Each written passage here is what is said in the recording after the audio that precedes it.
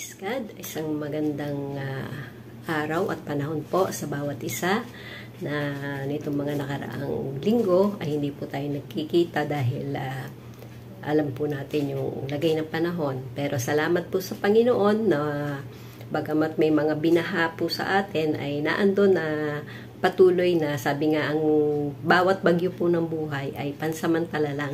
Hindi po nananatili at hindi po all season.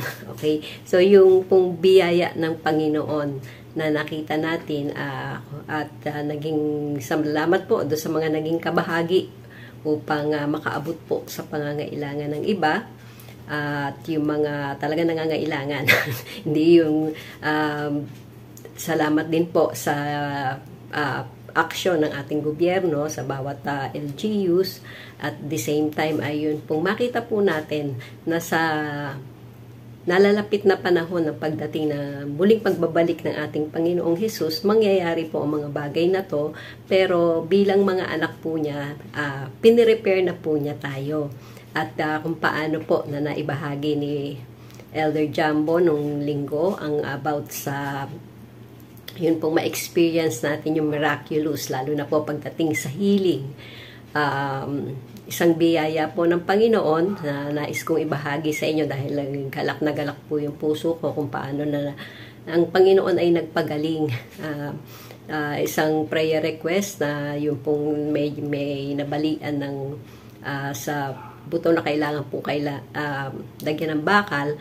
Pero sa biyaya po ng Panginoon ay hindi na po kinailangan dahil nag-align na mismo yung buto niya at hindi na po kinailangan pang lagyan ng bakal. Kaya yung pong word na ating napapakinggan at pinaniniwalaan, sabi nga po yung kung paano yung faith nung nananalangin at the same time ay yung faith nung humihingi ng panalangin. Kailangan pong mag-combine at patuloy na yung revelation po ng Panginoon. Sino ba siya sa atin? Yung pong pagiging healer niya, hindi lang po yung naggagamot. Okay? Hindi lang po yung doktor, kundi yung mismong nagpapagaling at patuloy po na sabi ko nga, pag pinag-aaralan po natin ang ating physical body, ay naandun na ang biyaya ng Panginoon at even yung mga natural healing ay inilagay na niya sa ating katawan. Yun nga lang, yung pag-access dito, yun yung hindi pa nakukuha ng buo ng kanyang mga anak. Yan. So, yun pong mga biyaya ng Panginoon na yung pong kapangyarihan ng Banal na Espiritu na patuloy pong gumagawa sa atin, ang patuloy po nating pagbubulayan. So, yung pong series, sabi nga po sa Acts 1:8, "But you shall receive power when the Holy Spirit has come upon you, and you shall be witnesses to me in Jerusalem, in all Judea, Samaria, and to the end of the earth." So, hindi po nagbabago ang pangako ng Panginoon na yung kapangyarihan ng Banal na Espiritu sa lahat ng mga nanampalataya sa Kanya ay patuloy pong makamtan natin at sa Kanya pong biyaya ay ma-enjoy po natin, magamit natin at mapatuloy po na magamit rin natin para sa iba. Wag po nating titignan yung ating sarili kakayanan lamang, kundi yung pong kakayanan ng Banal na Espiritu na gumawa sa pamamagitan natin. So, magpapatuloy po tayo dun sa the power of a Spirit-filled life.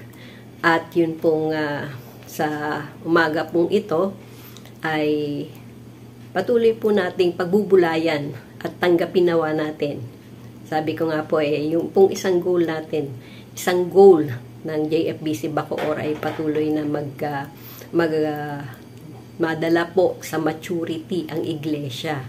Dahil sabi ko nga pansamantala lang kami pinagkatiwalaan ng Panginoon. May season lang na kami ay gagalaw at patuloy pong gagawin ang assignment na ipinagkatiwala sa amin ng Panginoon. So, sa umaga pong ito ay patuloy po nating tignan at tayo rin po yung mag-evaluate sa ating sarili. Nasaan na ba ako sa aking paglakad sa Panginoon? So, tayo po ay manalangin. Aming Ama sa Langit, Diyos na banal, makapangyarihan, hindi nagbabago noon, ngayon, magpakailanman, tapat sa iyong mga pangako. And thank you, Father God, na patuloy mo pong dinadala into Zion ang iyo pong iglesia. It is your church. At patuloy na makita mo na yun pong impartation ng iyong na nanggagaling mula sa iyong mga salita at sa iyong lingkod ay patuloy pong matanggap at maisa pamuhay. Thank you, Lord, for the manifestation of your healing power. At ganun din po, Panginoon, na yun pong madala ang mga believers into the next level of maturity dahil nais mo po, Panginoon, na lumalago at hindi po stagnant ang iyong iglesia. Dahil sa iyo po nagmumula ang salita, ang katotohanan at ang buhay. At nais mo po, Panginoon, na kinailangan mo kami, salamat aming Ama sa langit. Kailangan mo kami upang patuloy po na ang iyo pong mga layunin dito sa lupa ay maisa katuparan. Kaya salamat po, pinagkatiwalaan mo kami, minahal mo kami sa kabila ng aming mga pagkukulang. And thank you, Father God, na patuloy na gagamitin mo ang bawat isa sa amin. Na patuloy po na nagtitiwala, nagnanais lumago, at patuloy mo pong magamit sa anumang kaparaanan. This we pray with thanksgiving by the power of the Holy Spirit in the name of our Lord and Savior, King Jesus Christ. Amen. So, sa atin pong pagbabahagi ngayon ay yung moving believers to the next level of maturity. Lahat po tayo ay naging mananampalataya o naging believer. At sabi ko nga, wala pa pong tao na hindi believer. Kahit yung mga ateista, naniniwala silang walang Diyos. O kaya, di ba, at yung mga iba-ibang religion, may mga pinaniniwalaan yan. So, dito po sa atin, sabi nga, meron pong 5 level ng spiritual maturity within the church today. So, understanding these levels will help you see where you are. So, tatalakayin po natin ito para makita nyo nasaan na ba ako sa aking paglakad sa Panginoon. And if you are serious to go higher, you will accurately position yourself in preparing to go. So, gumagamit po ang Diyos ng mga tao, ng mga leaders, upang patuloy na akayin kayo patungo sa inyong destiny. At kung ano po yung calling nyo. Ang tanong, alam nyo na ba kung ano ang calling nyo at sa kayo dinadala ng Panginoon? O lagi na lang ba kayong a-attend? O lagi na lang ba kayong mananalangin ng paulit-ulit at hindi na lumago even sa panalangin? So, talakayin po natin yan. Sabi nga po sa Hebrews 6, 1-3. Therefore, let us leave the elementary teachings about Christ and go on to maturity, not laying again the foundation of repentance from acts that lead to death and of faith in God, instruction about baptisms, the laying on of hands, the resurrection of the dead, and eternal judgment. So, ito po yung mga elementary teachings. At sabi nga ni Pablo po, and God permitting, we will do so. Pero sabi nga po, kung maaari, iwanan na natin. Huwag na tayong bumalik doon sa mga basic, mga elementary teachings. Ang tanong, alam niyo na po ba yung elementary teachings? Sa tagal-tagal na uma-attend kayo ng church, o yung iba nga kung saan pang naging grasshopper Christians pa Pero sabi nga po, kailangan malaman natin na yun pong mga elementary teachings, kailangan na nating iwan. Pero kung hindi nyo pa po alam, okay lang po magpaturo kayo. Sabi nga po, the elementary teachings are basic, essential, core values that establish our foundation in Christ. Wala po tayong ibang pundasyon sa ating pananampalataya, kundi ang Panginoong Hesukristo. Without being established on the foundation in Christ, we will not reach our maturity no matter how long since we received Christ as our personal Lord and Savior. At kung sa inyo pong buhay ay meron pang totoo bang tinanggap mo o tanggap-tanggapan lang, o kailan yung totoong tinanggap mo. Kaya kailangan alam nyo po yung spiritual birthday nyo. Yung kailan talaga kayo nabuhay na muli. Yan. Yung totoong tinanggap nyo ang Panginoong Jesus at nagpapatuloy hanggang ngayon.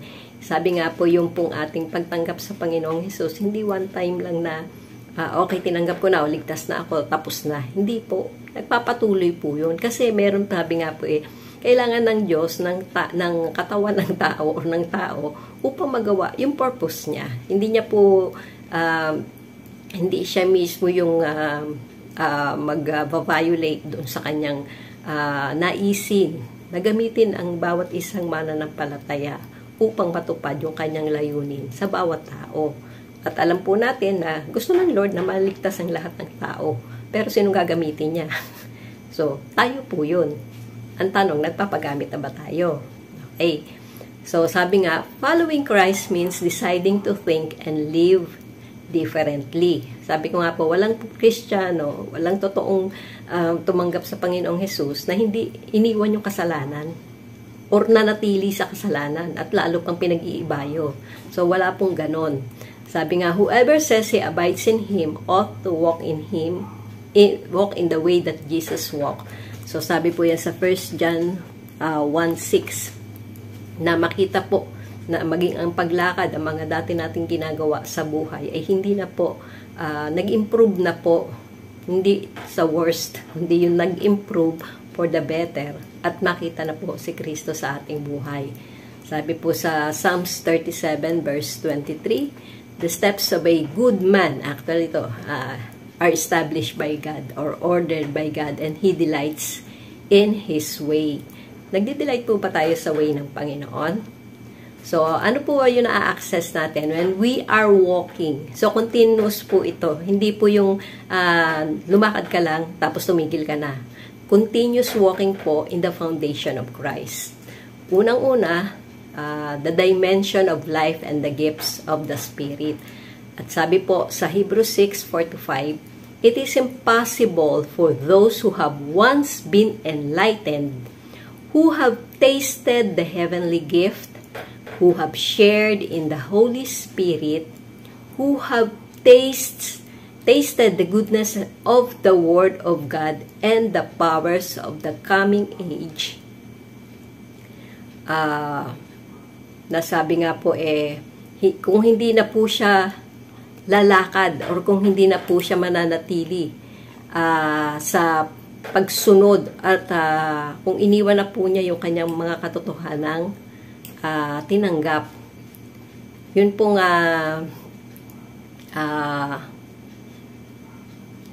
ito po yung dimension ng buhay na patuloy po nating makita sa ating pong pagsunod sa Panginoong Jesus. At isang biyaya po ng Panginoon na nawa po wala po sa atin, yun ang panalangin ko, na kung kayo po ay nakakilala ng katotohanan at nilakaran nyo na yun yung hindi maganda tinanggap mo yung dimension ng buhay sa pamamagitan ng buhay na salita ng Panginoon, pero dumating yung time na hinayaan mo na yung mga nangyayari sa buhay natin ngayon, pansamantala, patuloy na inagaw. Alam natin na, sabi nga, yung kaaway po natin, kung may magandang plano ang Panginoon sa buhay natin, may plano rin ang kaaway para mapigilan yon. So, sabi po sa Amplified Version, for it is impossible to restore to repentance those who have once been enlightened spiritually and who have tasted and consciously experienced the heavenly gift and have shared in the Holy Spirit and have tasted and consciously experienced the good word of God and the powers of the age world to come. At ano po yung ang hindi maganda doon sa verse 6, and then have fallen away. So, it is impossible to bring them back to repentance since they again nailed the Son of God on the cross. For as far as they are concerned, they are treating the death of Christ as if they were not saved by it and are holding Him up again to public disgrace. So, yung pong sa nalalapit pong pagbabalik ng ating Panginoong Jesus, marami tayong maririnig, makikita na pangyayaring ganyan, lalo na sa buhay ng mga dating nag-confess na sila po ay Kristiyano. Kaya nga sabi nga po sa bunga natin malalaman kung totoo ang kanilang pagsunod, ang ating pagsunod sa Panginoong Jesus. Pangalawa po, yung pong isang biyaya ng Panginoon, ano po ba yung na-access natin kung tayo po ay nagpapatuloy sa Kanya. Pangalawa, yun pong kung nagpapatuloy po tayo sa paglakad, sabi nga po, ang second na ma-access natin is the pure word of truth from the throne. Kung paano po ang panalangin ng Panginoong Jesus sa John 17:17, Father, sanctify them by your truth, because your word is truth. So, yun po yung panalangin natin na patuloy na sa Bible reading natin. Huwag lang natin binasa, kundi patuloy po natin may apply sa ating buhay. At kung paano sinabi rin po sa Hebrews 12:25, see to it that you do not refuse him who speaks. If they did not escape when they refuse him who warned them on earth, how much less will we if we turn away from him who warns us from heaven. Ang Panginoong Jesus na po ang nagbigay sa atin ng katotohanan sa yung pagiging tao niya, yung pagkakatawang tao niya, para po maabot ang lahat ng tao. Kaya lang, sabi nga, yung po mga tatanggap, dahil hindi naman lahat ng nakarinig, tumatanggap. Ang tanong, kayo ba ay totoong tumanggap na? Sigurado ba kayo na anytime na kunin kayo ng Panginoon ngayon, alam nyo na kung saan kayo pupunta? Okay, dalawa lang po yan ha, langit, impyerno lang, wala tayong purgatorio. Pangatlo, ano po yung na-access natin kung nagpapatuloy tayo sa paglakad sa foundation ng ating Panginoong Jesus? Pangatlo, the victory over sin in our lives. Wala pong totoong Kristiyano na mananatili po na namumuhay sa kasalanan. Maaaring matempt ka, pero sabi nga po, sa bawat temptation, meron pong way of escape. Ang tanong, nilalakaran mo ba? Or tinatakbuhan mo ba yung temptation na nasa harapan mo ngayon? Ano yung temptation mo? O yan, yung mga haba ng oras para ikaw ay mag-gadget. Ano ang nagiging bunga nito? O maaga ka nagsasalamin. Ikakaroon ng grado. Sabi ko nga po, talagang yung disiplina sa sarili, kahit ako ay kinakausap ko yung sarili ko, disiplinahin ko yung sarili ko. Pero isang biyaya po ng Panginoon na pinagpapasalamat ko. Sabi ko nga, sa tagal ng panahon na meron pong physical na sakit ang aking katawan, yun pong biyaya ng kagalingan. Hindi po doon sa mga tinitake ko lang na gamot or maintenance.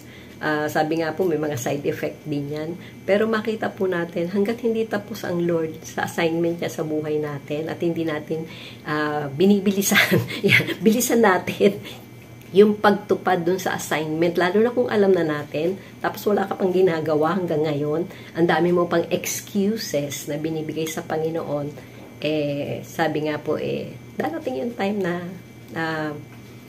wag mo nang hintayin na dumating yung time na mahirapan ka pa bago ka sumunod sa ipinapagawa sa iyo ng Panginoon. So, yun pong victory over sin in our lives. Bakit tayo magkakaroon ng victory? Kasi tinapos na po ng Panginoong Jesus Sabi nga po sa 1 John 5:4-5, for everyone born of God overcomes the world. So kasama po doon yung sistema ng mundo. This is the victory that has overcome the world, even our faith. Who is it that overcomes the world? Only he who believes that Jesus is the Son of God. So, ito po yung mga nagtatagumpay at nagtagumpay na laban po sa anuman pong mga sistema, anuman pong patakaran ng mundo. Sabi nga, kailangan po ng mga Kristiyano, ng mga righteous people na mag-govern sa ating mga gobyerno, mapa-local man lang yan, mapa sa subdivision nyo lang yan, sa barangay nyo lang yan. Kung kayo po ay nilagyan ng Panginoon ng ganong assignment, lakaran nyo po.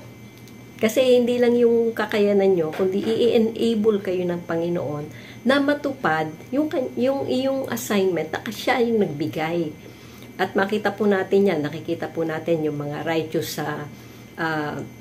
na nasa posisyon ngayon sa gobyerno. Nakikita rin natin yung kanilang pamamalakad. At talagang yung ma-amaze kayo sa ginagawa ng Panginoon. Kaya lang naghahanap siya ng tao na gagawa. Ang tanong, willing ka bang gawin kung ano yung pinapagawa sa iyo ng Lord? At hindi yung ang dami mo pang excuses. Ayaw mo. Kasi ang tinitignan mo, kung ano yung kakayanan mo. Pero kung nangungusap sa iyo ang Panginoon, nasabi nga yung pong victory over sin. Wag mo nang hayaan na maikadena ka ng kasalanan. Kaya mong kumawala kung gusto mo lang. Hindi wala naman sa pilitan kundi yung kung gusto mo lang at lalakaran mo yung victory na nilakaran ng Panginoon. At isang biyaya po ng Lord na patuloy na makita po natin na yun pong victory over sin ay patuloy po nating malakaran. At yun pong pang-apat, sabi nga po ay, we receive a kingdom which cannot be shaken. So, we receive, ang pang-apat na access po natin, in walking the foundation of Christ, we receive a kingdom that cannot be shaken or taken. Okay? So, Hebrews 12:28, therefore, since we are receiving, so continuous din po yan, a kingdom that cannot be shaken. Ano man ang mangyari sa mundo? Kung tayo ay na-establish na dun sa nais ng Panginoon at yung kanyang mga core values, ang kanyang commandments, ang obedience natin ay fully na, hindi half, hindi 1/4, kundi yung talagang sold na sold ka na sa Lord. Let us be thankful and so worship God acceptably with reverence and awe. Minsan, yung mga taong nasa posisyon pa yung naibibigyan natin ng respeto. Pero yung Diyos ng mga Diyos at Hari ng mga Hari, minsan may passivity pa tayo No, naiintindihan naman ng Lord Oo, naiintindihan nga niya kung ano man yung naging decision mo. Kaya nga lang, dahil nag-decide ka, hindi rin niya pwedeng i-violate kung ano yung requirements na kanyang inilatag na dapat nating sundin. So, ang sure dyan, you will suffer the consequences. So, yun pong apat na na-access natin kung nagpapatuloy tayo sa paglakad sa foundation ng ating Panginoong Jesus. Unang-una, yung the dimension of life and the gifts of the Holy Spirit, the pure word of second, the pure word of truth from the throne. Pangatlo, the victory over sin in our lives. Hindi ka naman nanatili sa kasalanan, na namumuhay sa kasalanan. At pang-apat, we receive a kingdom that cannot be shaken or taken. So, bakit po natin kailangan ma-access itong mga bagay na ito? Dahil po ang nais ng Panginoon, because God will bring us into maturity of stature. At kung paano pong natalakay na natin mga nakaraan na ang stature po in the Spirit, ang Lord ang nagbibigay nito. And to be perfect, to a perfected state of the church. Yes, nandito tayo sa lupa, nakatira. Pero nais po ng Panginoon, sabi nga be perfect for I am perfect. So, yun, hindi sinasabing hindi ka na magkakasala. Pero lagi mo na pagtatagumpayan dahil alam mo na kung paanong maiwasan at paano mo iiwasan ang kasalanan. Hindi ka na magtatampisaw. So, Hebrews 11:16, sabi po dito, instead they were longing for a better country, a heavenly one. Therefore, God is not ashamed to be called their God, for He has prepared a city for them. So, meron pong inihahanda ang Panginoon na pamamahalaan natin kung tayo ay magpapatuloy sa pagsunod at patuloy po na magpapagamit doon sa assignment na ipinagkaloob niya po sa atin passionately. Hindi yung Hindi, pag nag-ano na ako, kung kailan matanda ka na. Habang bata ka pa, mas maganda. Sabi nga yung mga kasunod na generation natin, makikita po natin at isang nakakatuwa na yung mga kabataan po, na bagamat at sa mundo ay talaga marami na pong kahit mga Kristiyano na o nagko-confess na Kristiyano sila, ay hindi rin po sumusunod sa pamantayan ng Lord, kundi sa pamantayan po ng sanlibutan. Palagay nyo, nagbibigay ng pleasure yon sa Panginoon. So, kayo na po yung makakasagot nun.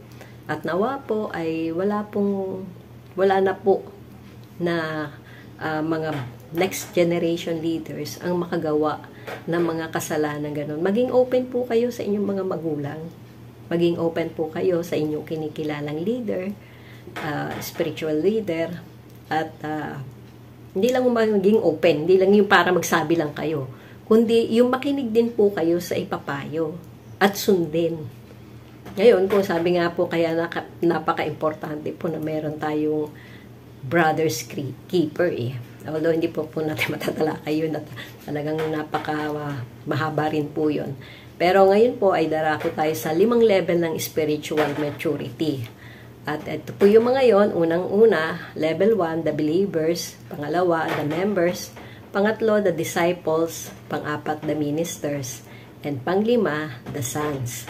So, unahin po natin yung the believers. Sino ba ang mga believers? He is someone who is truly born again by the word of the kingdom. So, yung pong makita natin na sabi nga Matthew 13:19, when anyone hears the message about the kingdom and does not understand it. So, marami pong nakakapakinig ng the message of the kingdom or yun pong mga katotohanan. Sabi nga, kaya tayo na born again. Kasi narinig natin yung message of the kingdom. Kahit na wala ka pang alam. Pero sabi nga po, kung hindi mo naintindihan, the evil one comes and snatches away what was sown in his heart. So, ito po yung mga lagay ng ating puso. This is the seed sown along the path. So, marami pong klase ng soil. Anong klase po ng soil? Siguro may good soil kayo kasi hanggang ngayon nandito pa kayo at nagpapatuloy. At hindi po nagbabago ng inyong paniniwala na ang tanging kaligtasan po ay nasa Panginoong Hesus lamang. So, isang biyaya po ng Panginoon kung sa tagal-tagal ng panahon ay nanatili po kayo sa isang iglesia. Although mabilis na po ngayon, ang bilis lumipat. Pero kung alam mo kung saan ka inilagay ng Panginoon, manatili ka doon. So, sa John 3:3, sabi po dito, in reply, Jesus declared, I tell you the truth, no one can see the kingdom of God unless he is born again. Sa ibang translation is born from above. Kasi mahirap mong makita sa iyong natural na mata, sa natural na paningin, ang paghahari ng Panginoon, lalo na sa mga pangyayari ngayon sa ating bansa, sa ating buhay. Kung hindi mo nakikita, sabi ko nga mas maganda na nakasama mo ang Panginoon, ano man yung pinagdaraanan mo, kung may sakit man, or may paghihirap man, maganda kasama mo ang Lord. Kasi, andun yung proseso na pinagdaraanan mo para yung attitude, behavior mo, way of thinking mo, ay patuloy na maging Christ-like. Pero mahirap na hirap na nga pinagdadaanan mo, ayaw mo pang magpasako. Dumidiskarte ka pa ng sarili mo. Kaya pababayaan ka ng Lord. Sa sarili mong diskarte mo yan Ayaw mo nung kaparaanan ko Ayaw mo nung mga sinabi ko na dapat na gagawin mo bilang anak ko. So, pareho, wala akong pinagkaiba yan sa mga anak natin na hindi masunurin. Okay? Maaring, alamin nyo muna bakit hindi niya masunod. Okay? May mga sariling reason din yan. Pero unawain po natin.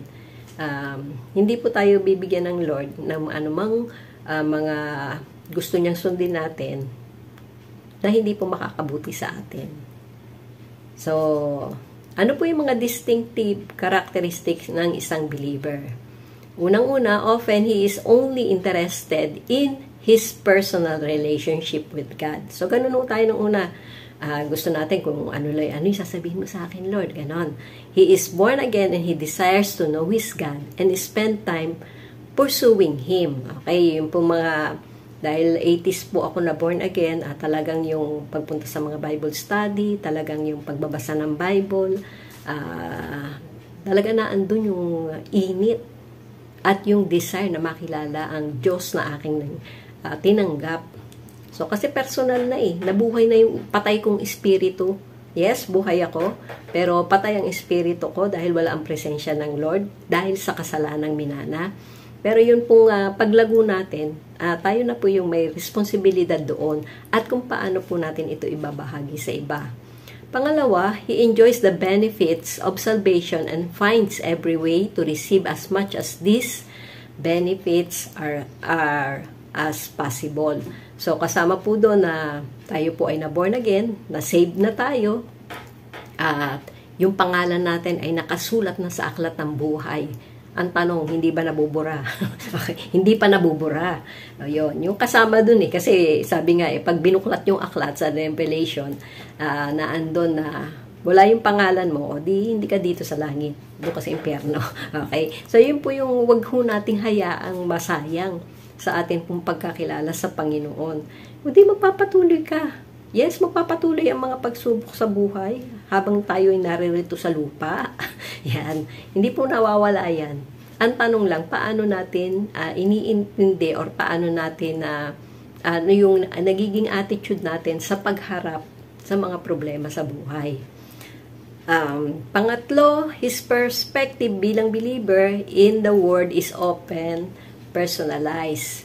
What is in there for me? How can it help me further my cause in this life?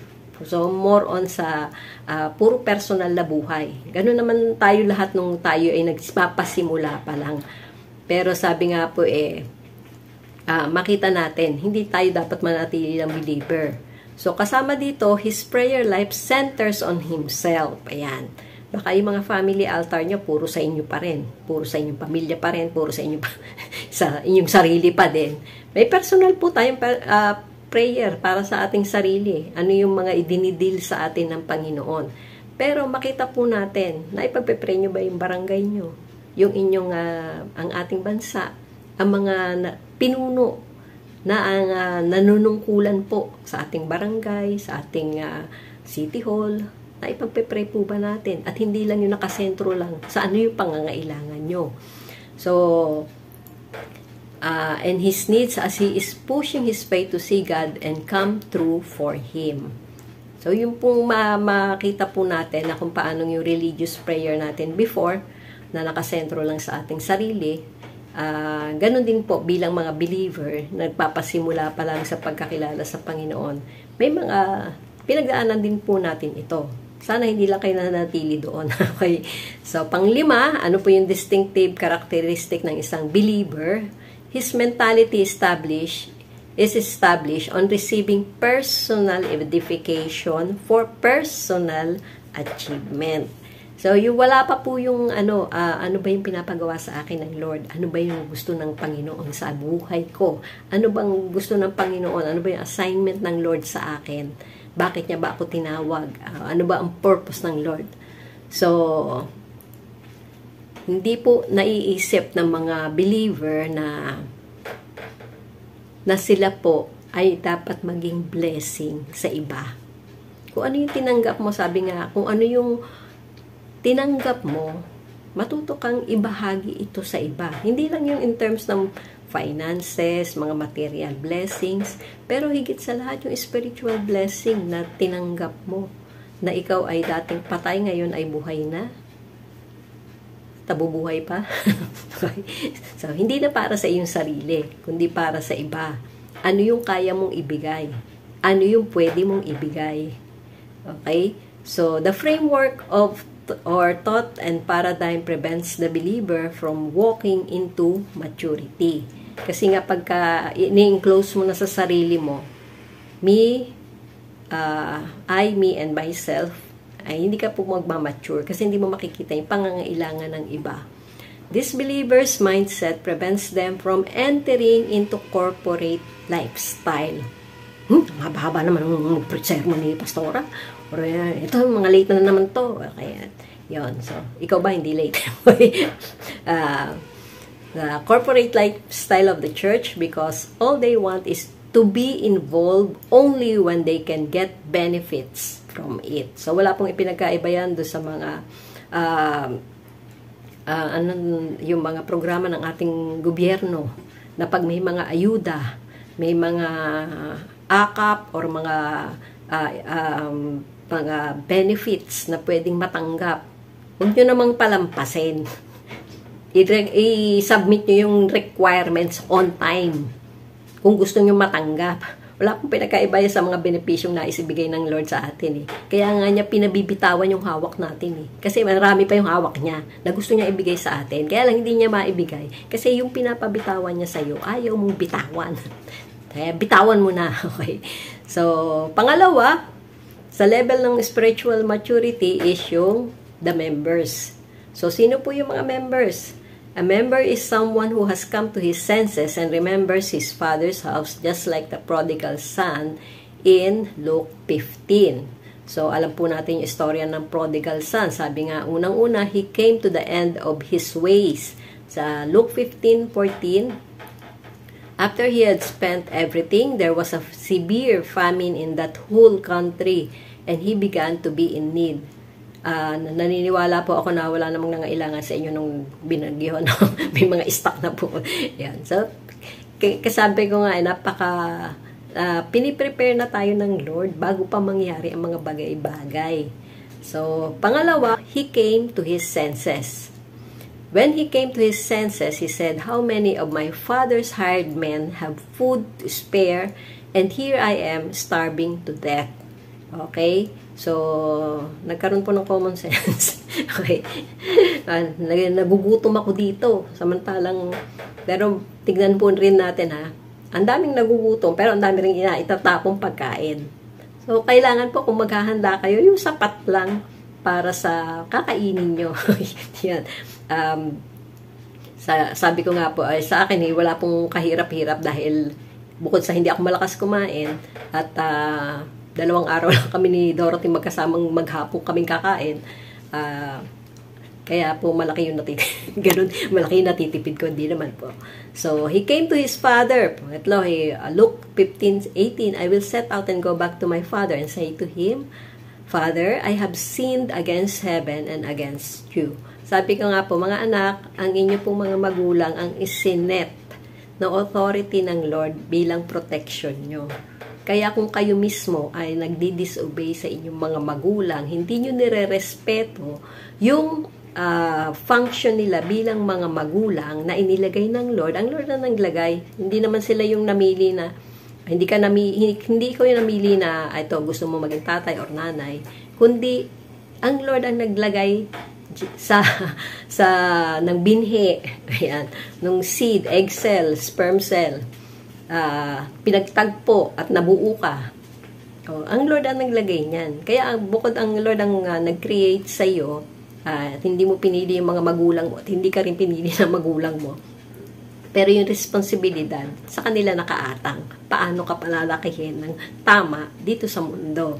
Ang tanong, sumusunod ka ba? O dumidiskarte ka ng sarili mo?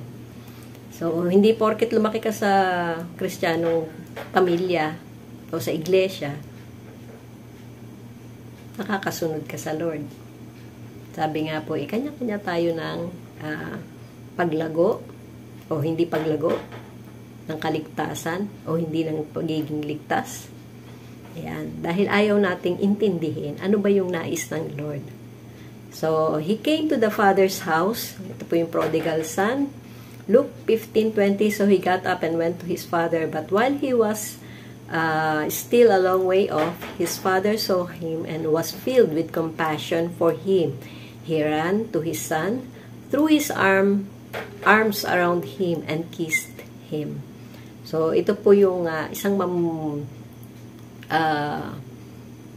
sample ng mapagmahal na ama na bagamat naging hindi naging maganda yung patakbo ng kanyang anak, nung bunsong anak, sa kanyang buhay at sa kanyang hiningi na agad yung mana, pero naandun po, nakita natin yung pagmamahal ng ama. So, he came to his father's family. So, sa Luke 15:21-24, the son said to him, Father, I have sinned against heaven and against you. I am no longer worthy to be called your son. But the father said to his servants, Quick, bring the best robe and put it on him. So, kasama na rin po yung singsing at yung pong sandal sa kanyang feet. So, he came to his inheritance sa Luke 15:22. So, makita po natin na bagamat ganun po ba ka-confident tayo, every time na nagkakamali tayo, alam natin bumalik sa ating Ama. At alam natin bumalik sa bahay kung saan tayo inilagay ng Lord. Kasi minsan yung mga kaisipan natin, naku, i-condemn lang nila ako dyan. Naku, ito pag nakatingin, akala mo, lalamon ng buhay. O yun yung mga kaisipan natin. Yun ang ilalagay ng kaaway dahil ayaw pang bumalik dun eh. Ayaw pang pabalikin doon. Kasi may bilang isang iglesia, meron pong malaking ipinagagawa ang Lord. At kabilang ka doon.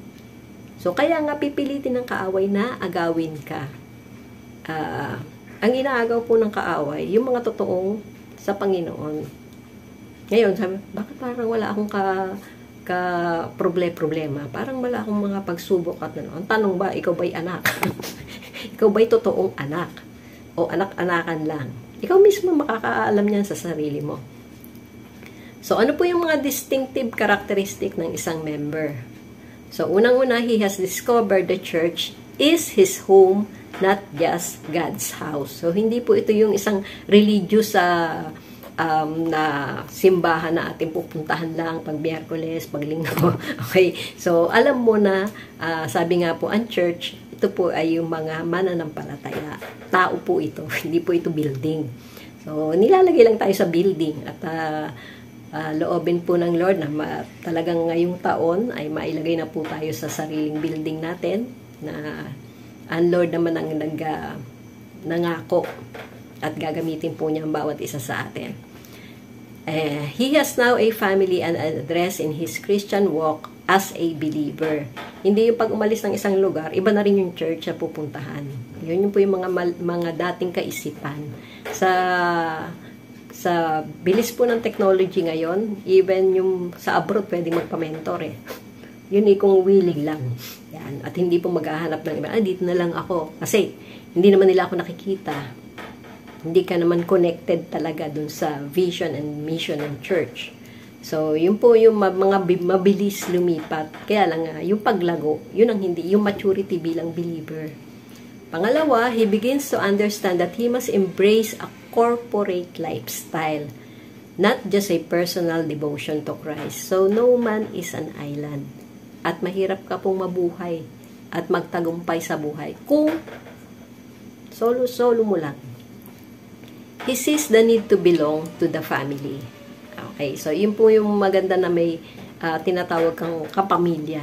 Okay, hindi lang kapuso. Okay, so pangatlo, he is now willing to pay the price to adjust his personal lifestyle, and becomes ready to make sacrifices for a common destiny with the people. So, he now has a sense of belonging. Tanong, kayo po ba ay may sense of belonging sa ating iglesia? Or kayo yung mismo naglalayo sa inyong sarili sa church? Yun lang naman yun eh. Minsan kaya hindi tayo makaabot kahit na sabihin na natin uma-attend sa church. Yung sense of belonging na yung pong pag-aalaga at pag-i-incorporate para mapabilang sa pamilya. Kaya po napaka-importante kung sino yung nagdala. Siya rin po yung mag-disciple. Laanan nyo ng panahon kasi mas kakilala nyo yan. Mas makakapag-minister kayo. At kaya nga kayo yung ginamit ng Panginoon. Hindi lang po yung para patanggapin mo siya. sa Panginoong Jesus o may personal lang relasyon, pabayaan mo na. Hindi po ganun. Mas malalim pang kaparaanan para po madala natin sa destiny nila ang mga taong inilagay sa ating mga kamay ng Panginoon para alagaan. So, he is now prepared to rush from work to attend church meetings or area fellowships. Naglalaan na ng time. O, katulad yan, yung umabot na tayo ng August para sa mga sasama sa atin pong sa Barangay Masaya. Yan, para po sa Thanksgiving service. Okay, so yun po yung inapunta tayo ng August. So, sa August talaga matutupad na yan. Sa second Sunday po ay meron na tayong second, third, and fourth Sunday. Yan, face-to-face so tayo niyan. Kaya paghandaan nyo na. Kaya sinasabi ko na ho sa inyo ngayon. Dahil 5 Sunday po tayo sa August. So, first and last Sunday. At depende pa po yun sa lagay po ng mansyon ng bahay nila ng Dayaw. So, God is preparing us. So, wala pong nakakabigla. Okay? So, ang tanong, gaano tayo ka-prepared? Okay? So, ito pong 3 Sunday, talagang naka-schedule ko na po yan. Naka-schedule na po ng pang June. Okay? So, kasama na po yan dahil may mga kinakailangan pa pong gawin. So, kasama po dito na karakteristik ng isang member, he respects the chain of command God has put over the house of God, and he is prepared and willingly submit his life under his oversight. Kaya napaka-importante po na yung pagrespeto natin sa kung sino ang inilagay ng Panginoon sa buhay natin. Kung paano pong yung pong hindi natin binabaliwala. Especially nga po yung sabi ko nga, isang bagay po na kinatutuwa ko sa mga elder na yung pong annual and mid-year intake at kung may mga seminar po na pinapa-attenan si Pastor Wilbert, ina-attenan po namin. So, kasama na po yun. Sabi ko nga, anytime mawala ako, mawala talaga, no? Yan. Pag natapos ko na yung assignment ko, confident po ako na ipagpapatuloy nila kung ano yung sinimulan ng Lord sa iglesia po natin. Dahil sabi ko nga, hindi ko po iniwan yung kung saan nagsimula si Pastor Andy, mula po kay Pastor Mike, at hanggang sa kanya, hanggang sa dumating na po tayo dito sa apostolic teaching na atin pong kinakain sa mga panahon ngayon na nagpapatibay po sa ating samahan at pananampalataya sa Panginoon. Then, 5, he has chosen to live out the family distinctive and express the family culture and core values in his lifestyle and speech. Na talagang makita po natin isang bagay na nakakatuwa na talagang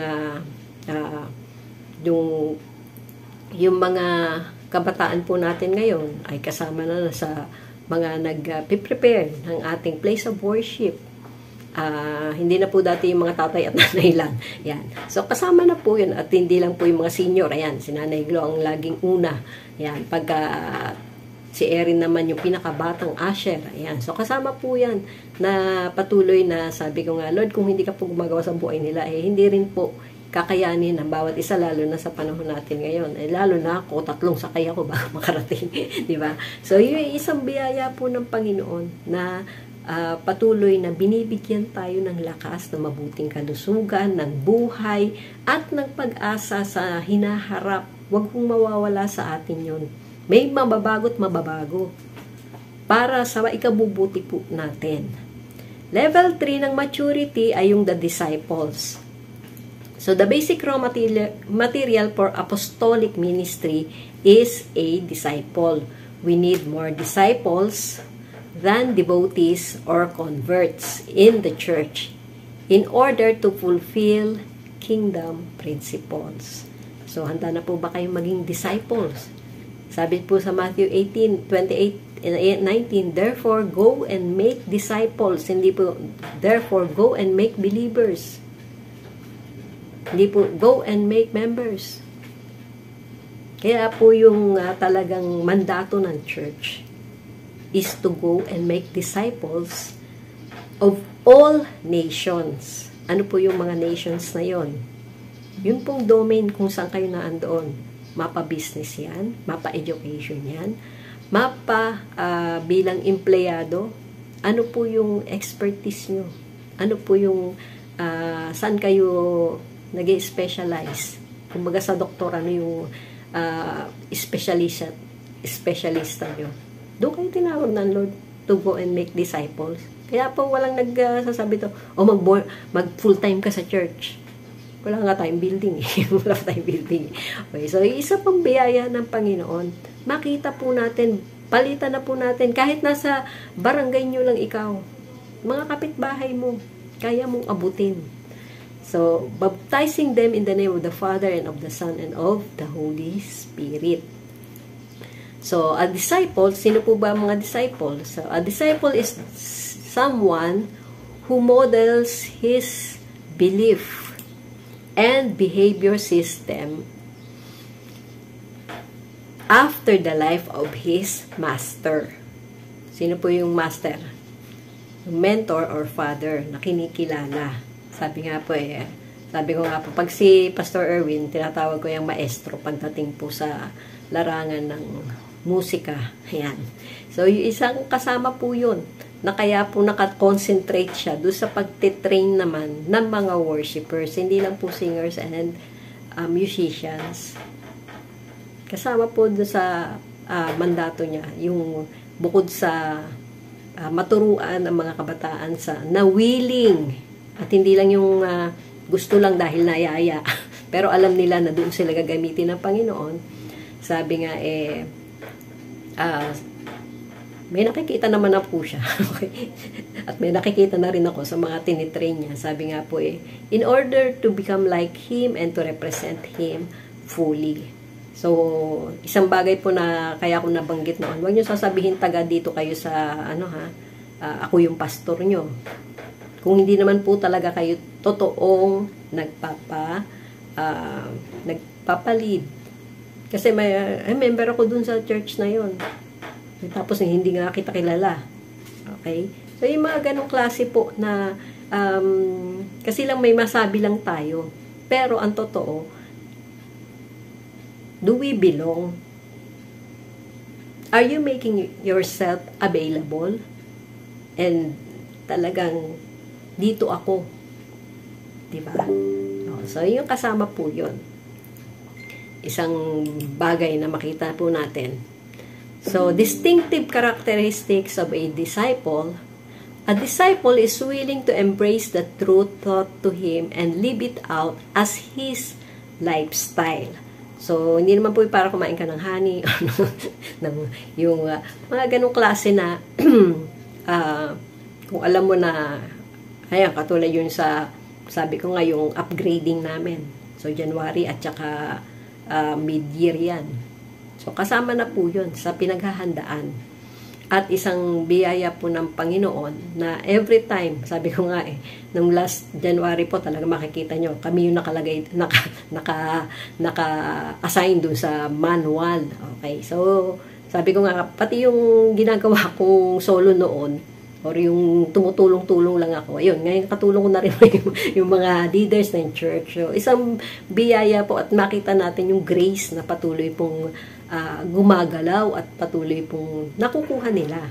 So, pangalawa, a disciple is willing to change his current thinking patterns to follow the fresh truth that is presented to him. So, ito po yung minsan ay mahirap. Lalo na pag ayaw mo yung pinapagawa sa'yo, diba? Pero, kung totoong disipulo ka, tagasunod ni Kristo at tagasunod dun sa leader na inilagay sa iyo ng Panginoon, magiging willing ka na i-let go kung ano yung nararamdaman mo or yung iniisip mo upang tanggapin ano yung ipinipresent na katotohanan sa iyo. Na hindi naman kontra doon sa nakasulat na sa or yung written word. So, pangatlo, a disciple has a leader from whom he is drawing his source of truth.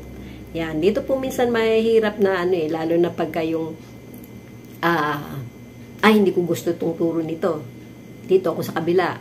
So hanggang sa wala ka nang kinilalang leader na pwedeng magsalita sa buhay mo. So, yun po yun yung mga ganong klase na makita natin na naglalagay ang Lord ng tao para patuloy kang i-mold. Ang tanong, willing ka bang magpa-mold? O dahil marami ka ng alam, diskarte mo na lang.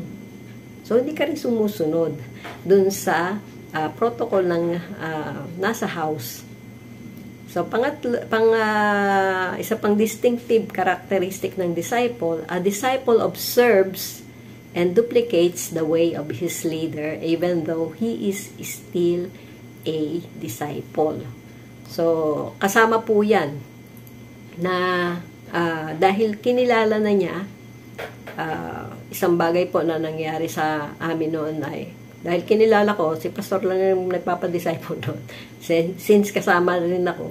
So, kasama po yun na talagang dumating yung time na mismong ako, okay, na talagang sinunod at sumunod.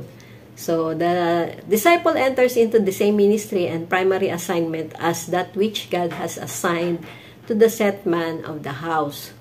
So, sabi po sa Luke 16:12, and if you have not been trustworthy with someone else property, who will give you property of your own. Kaya napaka-importante po dito. Hindi lang ho sa mga in terms ng kalupaan or ng mga material possession. Pero yun po mga bagay na ipinagkatiwala sa inyo ng inyong leader at ganun din po, sabi nga, bilang leader, tinatanaw mo ba ang sarili mo na magkakaroon ka rin ng mga follower? O na makakapag-raise up ka ng mga follower na magpapatuloy kung ano yung sinimulan mong gawin sa kanila. So, yun lang po, hindi matatapos sa iyo. Hindi matatapos sa iyo. So, only those with the heart of true disciples are able to receive impartation and be upgraded in the Spirit. So, sabi po dito sa Acts 19, 1-7, while Apollos was at Corinth, Paul took the road through the interior and arrived at Ephesus. So, there he found some disciples, and asked them. So, marunong na mag-distinguish si Pablo. Sino yung mga disipulo? Did you receive the Holy Spirit when you believed? They answered, okay, no, we have not even heard that there is a Holy Spirit. So, Paul asked, then what baptism did you receive? So, wala pong problema magtanong. John's baptism, they replied. Paul said, John's baptism was a baptism of repentance. So, ipinaliwanag. He told the people to believe in the one coming after him, that is, in Jesus. On hearing this, they were baptized into the name of the Lord Jesus. When Paul placed his hands on them, the Holy Spirit came on them, and they spoke in tongues and prophesied. There were about 12 men in all. Pag sinabi pong nag-prophesied, merong word na naandun na, at yun yung sinasabi mo. Yung tanong, nagsasaulo ka ba? In the Spirit, nare-receive po natin yun. Kaya, we can prophesy even sa prayer. Biglang lalabas na lang sa bibig mo. Ang tanong, napapractice ba natin to? Hindi, kasi ano naman yun, sa spirit naman yun. Basta bigla-bigla na lang darating.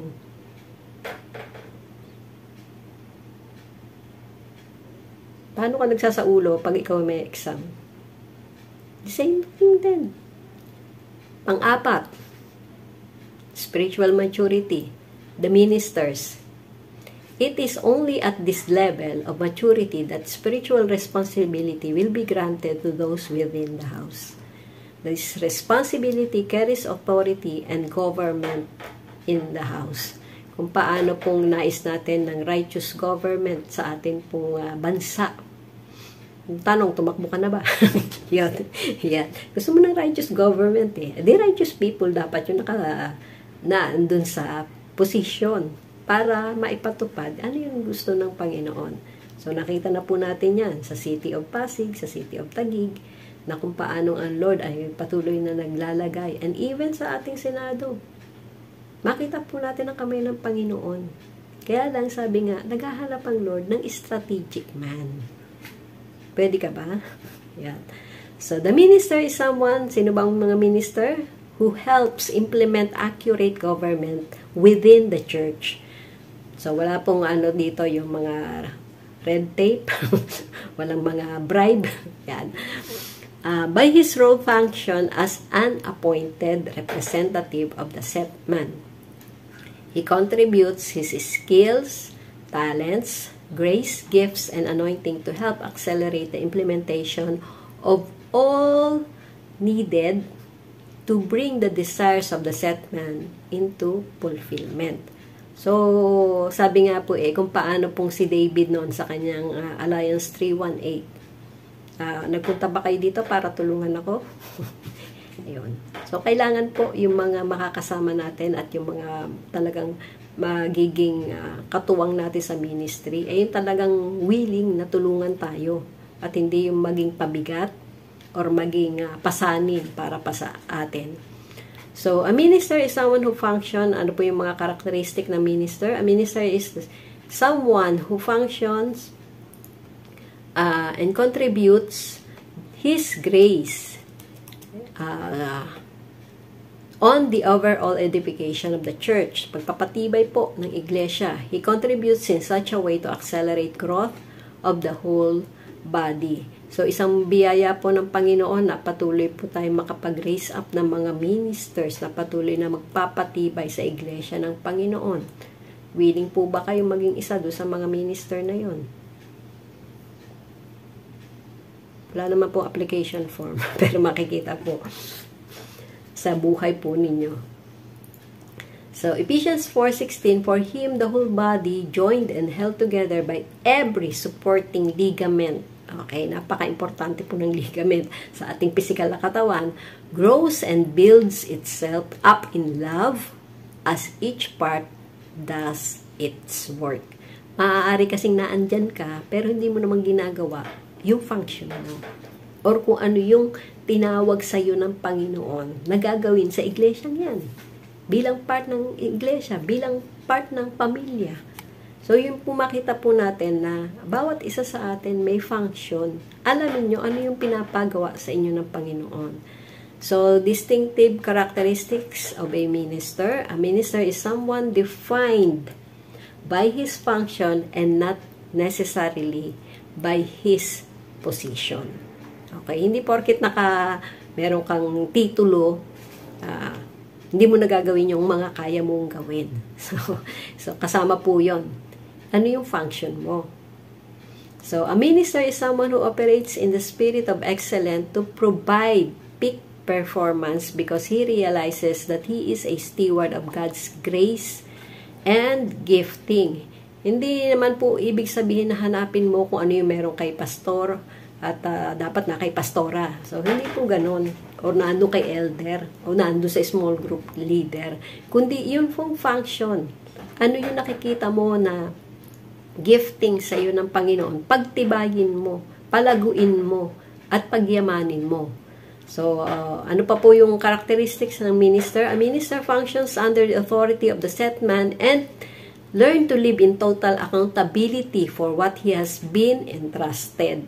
So, dito po minsan nagkakaroon ng nagkakaproblema kung hindi po nagiging accountable and responsible. Yun pong pinagkatiwalaan. Mapatrabaho man yan, mapapagiging official man yan sa isang organisasyon, maging accountable po tayo at ipakita natin ano yung, paano mamuhay na kasama ang presensya ng Panginoon at nagpa-function na maayos dun sa mga ipinagkatiwala sa ating responsibilidad at posisyon. Ano pa po? A minister in the house captures the heart of the owner of the ministry. The ability to know the heart and mind of the set man of the house will allow us to have access to the grace of God in the man above us.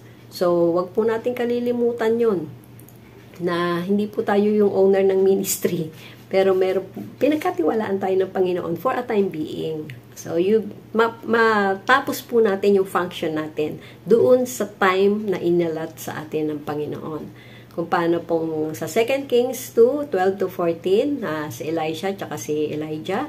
So, Elisha saw this and cried out, my father, the chariots and the horsemen of Israel.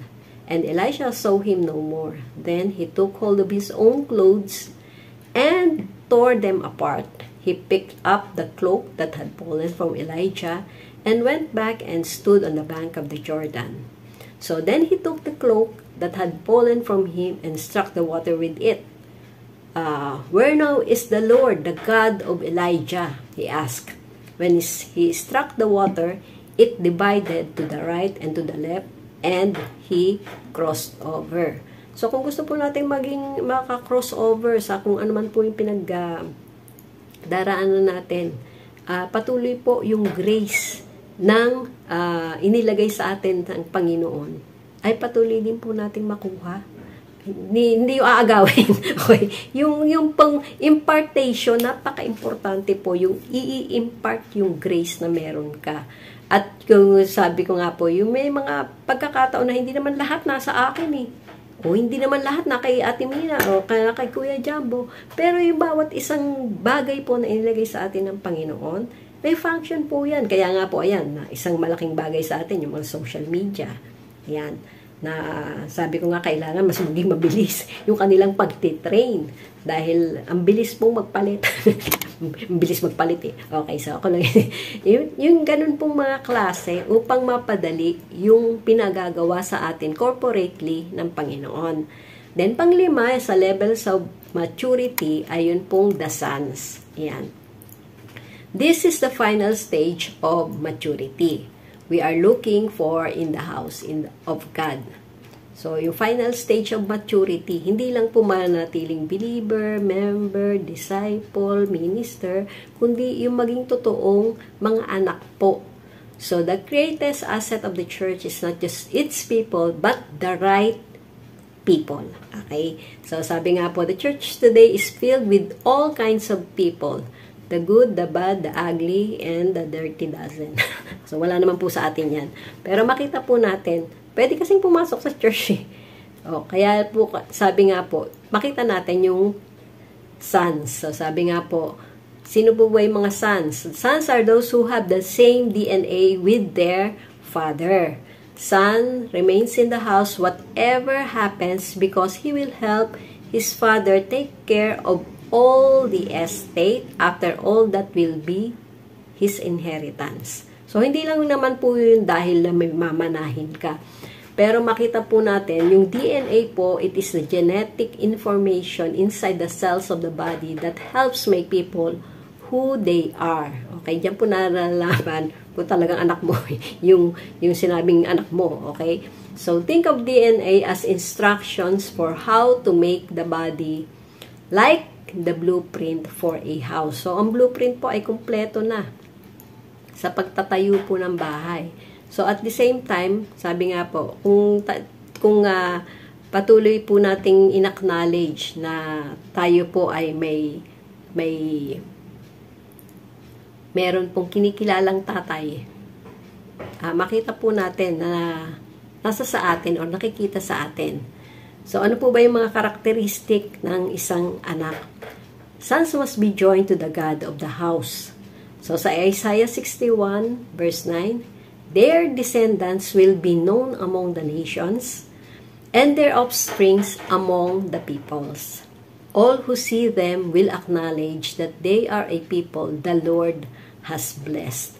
So, sa mga mananampalataya po ngayon, di ba kayo natutuwa kung dumating man ang Panginoon or hindi pa dumating?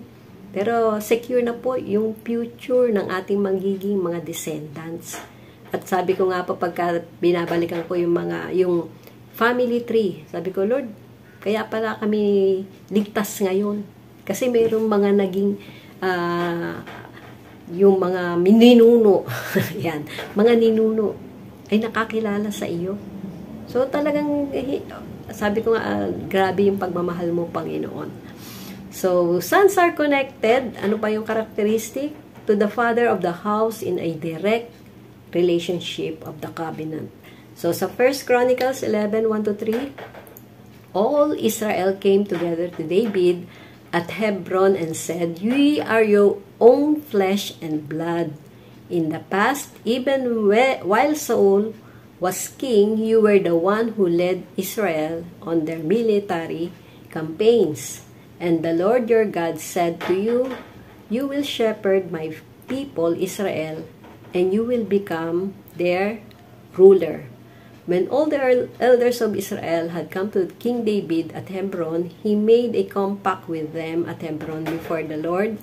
So, before the Lord, hindi lang yun sila lang. And they anointed David king over Israel, and the Lord had promised, as the Lord had promised through Samuel. So, yun pong katuparan ng mga ipinangako sa atin ng Panginoon. May timing din po yan. At patuloy na maging discerning po tayo dun sa appointed time. Wisdom and common sense. Kung kailan po natin dapat humakbang. So, characteristic pa po ng mga anak. Sons are submissive to the appointed leaders in the house. And sons are willing to be led, discipled, and trained for effective roles in the house. So, sa Galatians 4 verse 2, he is subject to guardians and trustees until the time set by his father. So, sons are connected to the people of the house, and the people of the house are their companions. Hindi po yung mas gusto mo pang kasama yung, yes, mas mahaba ang panahon mo sa mga kasama mo sa trabaho, pero yung alam mo kung saan ka makakapag-draw ng strength, lalo na pag ikaw ay nanghihina spiritually, kanino ka makakapagsabi ng iyong nararamdaman na alam mong hindi ka ikaw kondena. At patuloy na magiging open ka sa kung ano mang advice or suggestion na kasi hindi naman lahat ng problema yung mga may common sense din po na kailangan mo lang gawin. So, yung kasama po yun na at pag ikaw naman yung nagbibigay ng payo, ay siguraduhin mong nag-aral ka din kung paano magbigay ng tamang payo. At yung habang ikaw ay hindi naman binubuntunan, pag pinagsasabihan ng problema, nag-open up sa'yo. Nagpe-pray ka na in the spirit, Lord, anong sasabihin ko? Anong gusto mong sabihin ko? Ganun lang yun. As simple as that. Pero bakit ginagawa natin complicated? Yun. So, yun. Acts 2, verse 44, all the believers were together and had everything in common. So, makita po natin na talagang mayaman, mahirap, lahat sila ay nagkakaisa. So, sons feel a deep responsibility to resource the house regularly. Okay? So, hindi po pag pandemic na rin yung tithes and offering. So, isang bagay po na napatunayan natin yan, yung katapatan ng Lord during ng pandemic hanggang ngayon na naririto po tayo. So, Acts 4:36-37, Joseph, a Levite from Cyprus, whom the apostles called Barnabas, which means son of encouragement. Ay, well, nagpapangalan sa Barnabas. So, sold a field he owned and brought the money and put it at the apostles' feet. So, yung po mga apostol ay napagkakatiwalaan kasi hindi naman dadalhin ni Barnabas yun sa apostles' feet kung hindi po maganda ang report patungkol dun sa mga nalilikom nila na pera ng church. So, kasama po dun yung accountability. So, sons feel a deep responsibility to resource the house regularly. So, Genesis 12:1-3. So, the Lord had said to Abram, leave your country, your people, and your father's household, and go to the land I will show you. So, hindi pa pinapakita, ipapakita pa lang. So, pagpunta ka doon. I will make you into a great nation, and I will bless you. I will make your name great, and you will be a blessing. I will bless those who bless you, and whosoever curses you, I will curse. And all the peoples on earth will be blessed through you. So, ito po ay tinanggap ni Abraham. Na talagang sabi nga kung ang sabi nga po, every time na nakakatanggap tayo ng blessing, naging mabuting katiwala tayo ng Panginoon, tanong natin, Lord, bakit mo ako binibless ng ganito? Kanino ko ibibigay? Saan yung paggagamitan mo? Lagi mong tinatanong ang Panginoon. Hindi yung kulang pa nga to sa pangangailangan namin yun ang confession mo. Di yan ang mangyayari sa'yo. Ganun lang yun. Hindi po nagkukulang ang Lord. Tingin lang natin nagkukulang. Bakit? Baka ikaw may pagkukulang. Ganun lang yun. As simple as that. Pero makita po natin, nais ng Lord na pagpalain tayo at maging pagpapala rin tayo sa iba. Every time na lalabas ka, Lord, gawin mo po akong blessing sa iba na makakasalamuha ko. So, yung maging ganun yung prayer natin. So, sa 5 level po ng spiritual maturity, unang-una, ikaw ba ay believer? O ikaw ba ay member? Ikaw ba ay disciple? Ikaw ba ay minister? O ikaw ba ay sons? Sons or daughters? So, ano pong level kayo? Anong level na kayo sa inyong panglakad sa Panginoon? At makita po natin, sa pagtatapos, wag po tayo dito sa napakaraming I believe in you or I believe in God.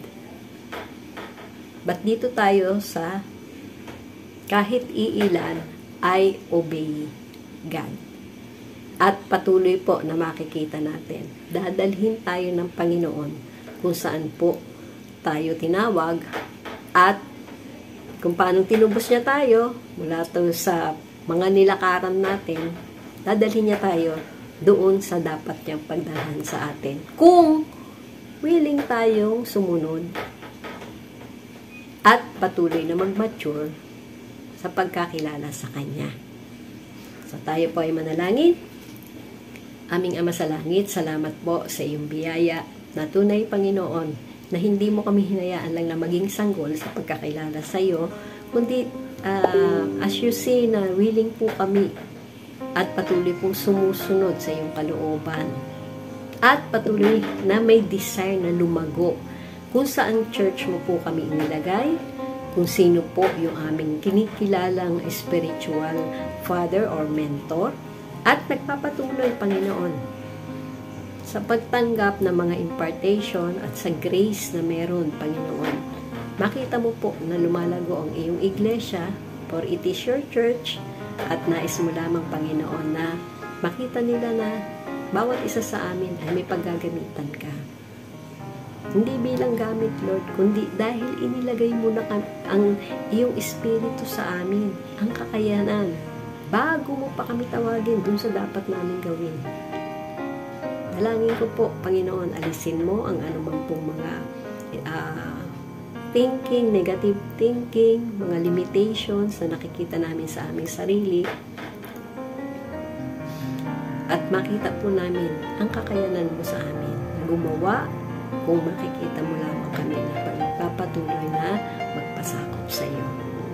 Pagpalain mo po ang bawat isang nagkaloob ng honor sa iyo sa pamamagitan ng kanilang substance, and even, Lord, sa strength na ipinagkakaloob mo, the wisdom, the common sense kung paano mong budget, O God, at patuloy na ino-honor ka namin, Lord, sa lahat po ng aming natatanggap.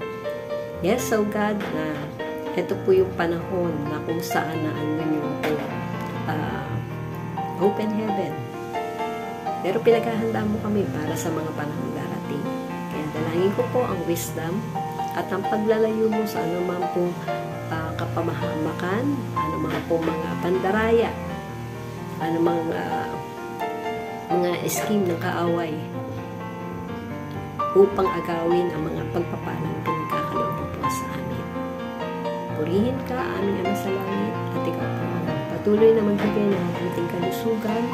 Salamat po, Panginoon, sa kagalingan ng mga may karamdaman, emotionally, spiritually, at ganoon din po, Panginoon, physically. Makita po na ikaw ang Diyos na nagpapagaling. Ikaw ang Diyos na patuloy na naghahangad na ang iyong mga anak ay mabuhay sa mabuting kalusugan at mag-function po ang bawat immune system namin upang anuman, Panginoon, ang nasa kapaligiran.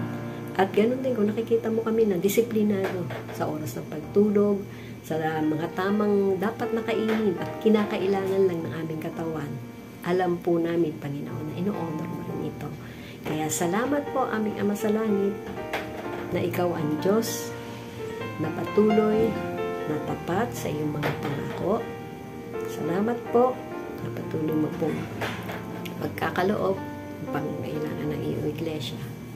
At ikaw rin po ang patuloy na magtatayo ng ipinangako mo pong building.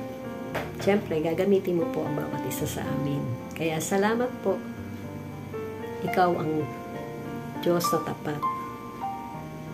Hindi nagbabago noon, ngayon magpakailanman, at may nais ka pa pong gawin na higit pa sa aming kayang isipin o sabihin, dahil you are enabling us. Pagpalain mo po ang bawat isa at ikaw umaluwalhati sa pangalan ng Ama, ng Anak at ng Espiritu Santo.